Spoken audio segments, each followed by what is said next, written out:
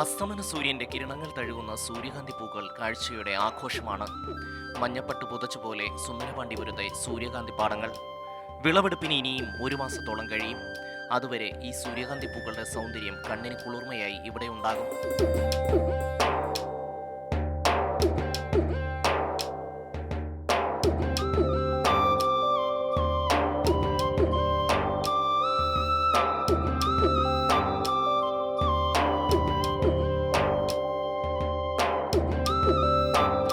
വിത്തിട്ട് 4 മാസം കഴിഞ്ഞാണ് സൂര്യകാന്തി പൂക്കൾ വിളവെടുക്കുന്നത്.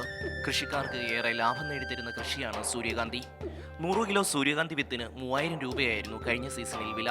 ഇത്തവണ വില ഇനിയും വർദ്ധിക്കുമെന്ന പ്രതീക്ഷയിലാണ് കർഷകർ. ஏக்கருக்கு ஒரு 15000 ரூபா 16000 ரூபா செலவு வரும்.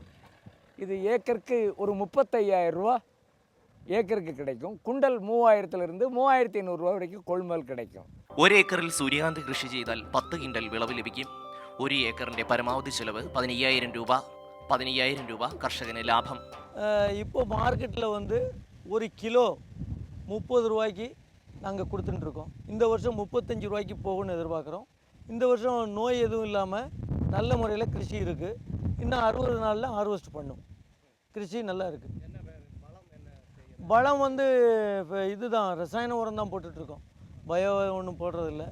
വളം പൂച്ചി മരുന്ന് അടിக்கிறோம். ഇത്തവണത്തെ കനത്ത മഴ സൂര്യകാന്തി കൃഷിയെ ചെറുതായി ബാധിച്ചു.